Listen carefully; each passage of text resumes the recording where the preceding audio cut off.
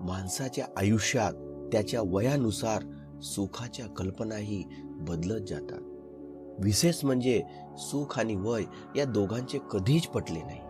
कारण माणूस खूप मेहनत करून सुखाला घरी घेऊन येतो, तेव्हा मात्र वय नाराज होऊन निघून गेलेली असते.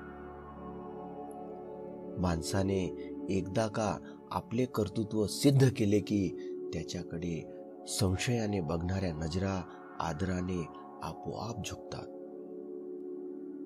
भरोसा आणि आशीर्वाद कधी दिसत नाहीत, परंतु अशक्य गोष्टीलाही ते शक्य करतात.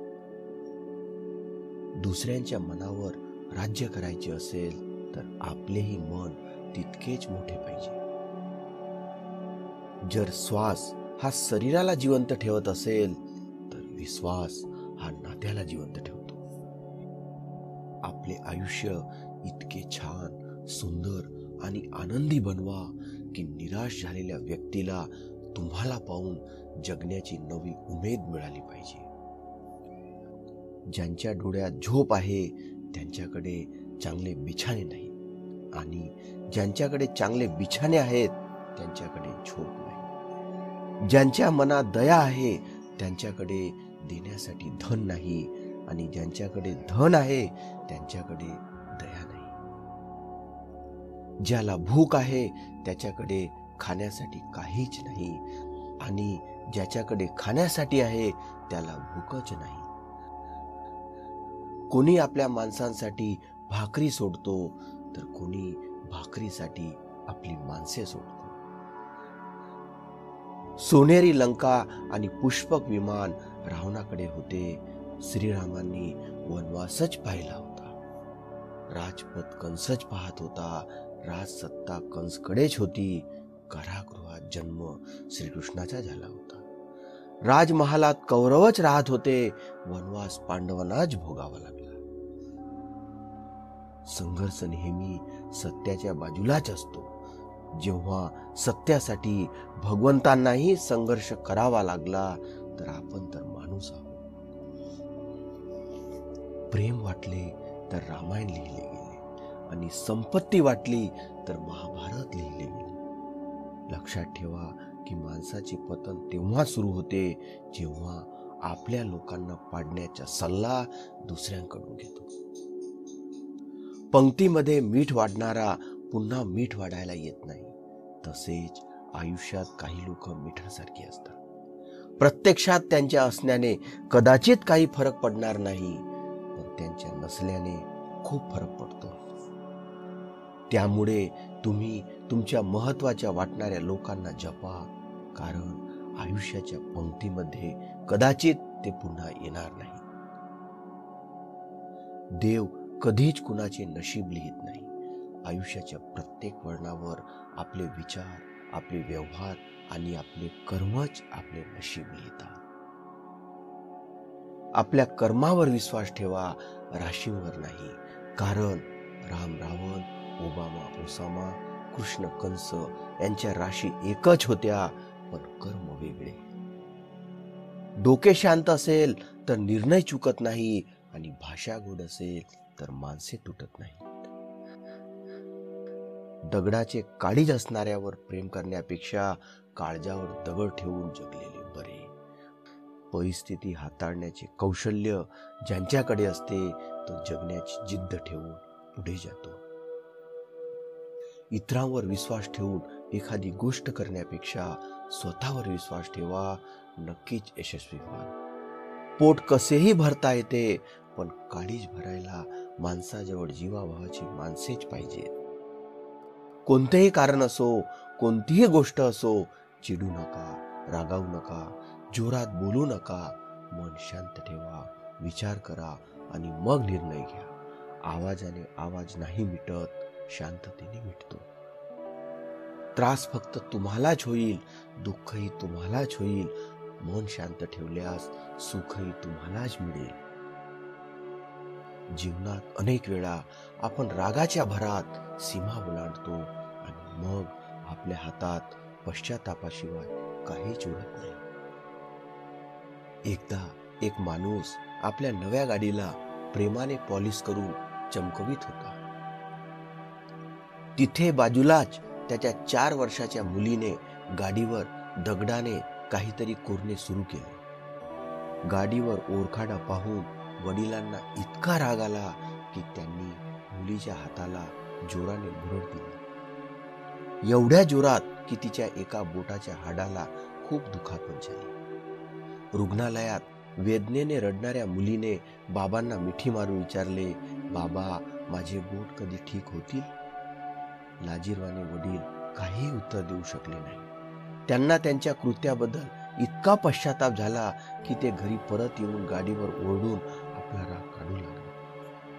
तेव्हा त्यांना ओरखाडा दिसला, ज्यामुळे त्यांच्या लहानग्या मुलीच्या बोटाला इतकी दुखापत झाली होती. त्या दगडाच्या तुकड्याने काय लिहिले होते तर, आय लव्ह यू पप्पा, आय लव्ह यू पप्पा. जीवनात सीमा नेहमी लक्षात ठेवा, जसे की रागाची किंवा प्रेमाची. आणि हेही लक्षात ठेवा की गोष्टी वापरण्यासाठी असतात आणि माणसे प्रेम करण्यासाठी. पण आपण उलट करतो, गोष्टींवर प्रेम करतो आणि माणसांचा उपयोग करतो. शब्दकोशात असंख्य शब्द असताना मौन असणेच सर्वश्रेष्ठ आहे. दुनियेत हजारो रंग आहेत, तरीही पांढरा रंग सर्वात चांगला आहे. खाण्यासाठी जगभराच्या वस्तू असताना उपवास शरीरासाठी सर्वश्रेष्ठ आहे. पाहण्यासाठी इतके काही असतानाही डोळ्यामध्ये पाहणे सर्वात चांगले आहे. गोष्ट खूप छोटी आहे पण खोल आहे. विखुरलेला समाज आणि विखुरलेला परिवार कधीही राजा बनू शकत नाही. पण हो, परस्परांत लढून दुसऱ्यांना राजा जरूर बनतो.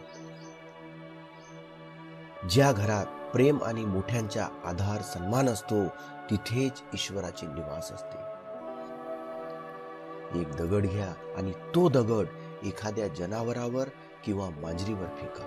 तुम्ही पाहाल की जनावर भीतीने पळून जाईल. आणि तोच दगड घ्या आणि मधमाशांच्या पोळ्यावर फेका. मग पहा मधमाशा तुमचे काय हाल करतात. दगड तोच आहे आणि तुम्हीही तोच आहात. फरक इतकाच होता, जनावर एकटे होते आणि मधमाशा गटाने होत्या. एकतेतच शक्ती असते.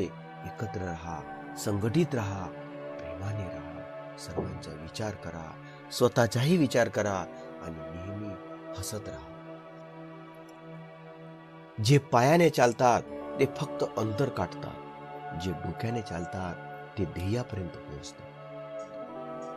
नशीब तर प्रत्येकाचे वेगळेच असते, पण नेहमी आपले खराब आणि दुसऱ्याचे चांगले वाटते.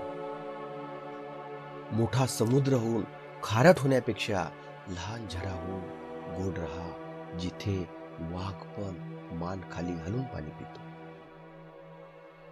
आयुष्याच्या चित्रपटाला वन्स मोर नाही. हव्याशा वाटणाऱ्या क्षणाला डाउनलोड करता येत नाही. नको नको अशा वाटणाऱ्या क्षणाला डिलीटही करता येत नाही. कारण हा रोजच्या तोच तो असणारा रियालिटी शो नाही. म्हणून भरभरून पूर्णपणे जगा, कारण लाईफ हा चित्रपट पुन्हा लागणार नाही. माणसाने तिथेच बोलावे जिथे त्याच्या शब्दाला किंमत असेल.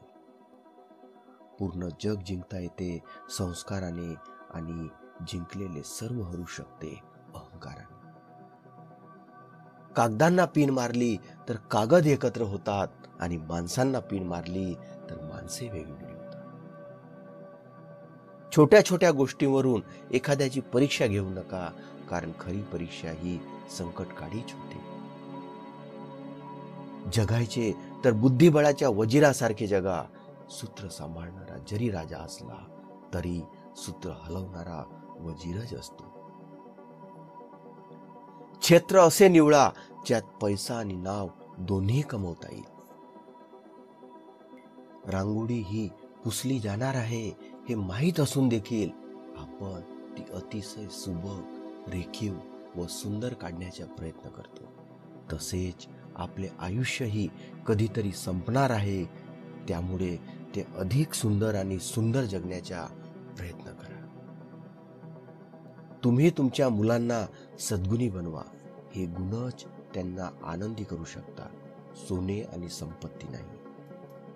दुसऱ्याला आपली गरज असते तेव्हा आपण बिझी आहोत हे म्हणणे सोपे असते, पण आपल्याला कोणाची गरज असते तेव्हा त्याने बिझी आहे असे उत्तर दिले तर मात्र फार त्रास होतो. प्रभावाने जवळ येणाऱ्या लोकांपेक्षा स्वभावाने जवळ येणाऱ्या लोकांना जपा. आयुष्यात कधीच पश्चाताप होणार नाही. आपल्या कामाला कोण आले यापेक्षा आपण कोणाच्या कामी आलो अशी वृत्ती ठेवा. जीवनात नक्की यशस्वी व्हा. पावसात उभ्या असलेल्या दुचाकीला आरामात गाणे ऐकत असणाऱ्या चारचाकीला बघावे लागते. तसेच ट्रॅफिकमध्ये अडकलेल्या चारचाकीला शेजारून भुरकन निघून जाणाऱ्या दुचाकीला बघावे लागते. परिस्थिती बदलते तसे प्रश्न पण बदलतात. आयुष्याच्या कोणत्याही क्षणी माणूस पूर्णपणे संकटमुक्त होत नाही.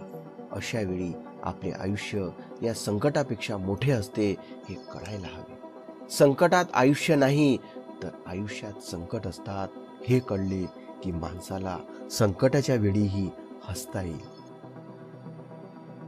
मनासारखे दिवस पाहण्यासाठी मनाविरुद्ध घडणारे दिवस सोसावे लागतात. प्रयत्न ही आयुष्यातील अशी एक पायरी आहे जिच्या पुढे नशीब सुद्धा हार मानते. जगण्यातील वेदना कमी करायच्या असतील तर 3 गोष्टी शिकल्या पाहिजे. काही आपले नाही, काही आपले नव्हते आणि काही आपले राहणार नाही. वृत्ती स्वच्छ आणि उद्दिष्ट योग्य असेल तर कोणत्या ना कोणत्या रूपात देव मदत करतो. पैजण जरी चांदीची असली तरी ते पायातच घालतात आणि टिकली जरी 2 रुपयाची असली तरी कपाळीच लावतात. किमतीवरून अस्तित्व ठरत नसते तर अस्तित्वावरून किंमत ठरत असते. श्रीकृष्णाला गीता कोणालाही सांगता आली असती पण त्यांनी फक्त अर्जुनाला सांगितली, कारण जसा सांगणारा असावा लागतो तसाच ऐकणाराही असावा लागतो. तेव्हाच ज्ञानाचा विकास होत असतो. सल्ल्याच्या 100 शब्दापेक्षा अनुभवाची एक ठेच माणसाला जास्त मजबूत आणि समजूतदार बनवते. डोळे तर सगळ्यांचे सारखे असतात पण दृष्टिकोन सारखा नसतो आणि तोच माणसाला माणसापासून वेगळे करतो. आयुष्य सोपे नसते, ते सोपे बनवायचे असते. थोडा संयम ठेवून, थोडे सहन करू आणि भरपूर काही दुर्लक्षित करू. माणूस मनापर्यंत पोहोचला तरच नाते निर्माण होते, नाहीतर ती फक्त ओळखच ठरते. असे जगा की आपली उपस्थिती कोणाला जाणवली नाही तरी चालेल, पण आपल्या अनुपस्थितीची उणीव नक्कीच जाणवली पाहिजे. पूर्ण व्हिडिओ बघण्यासाठी आपले मनापासून आभार. जर आपल्याला व्हिडिओ आवडला असेल तर लाईक शेअर करायला विसरू नका आणि चॅनलवर पहिल्यांदा आले असाल तर चॅनलला कृपया सबस्क्राईब करून ठेवा. धन्यवाद.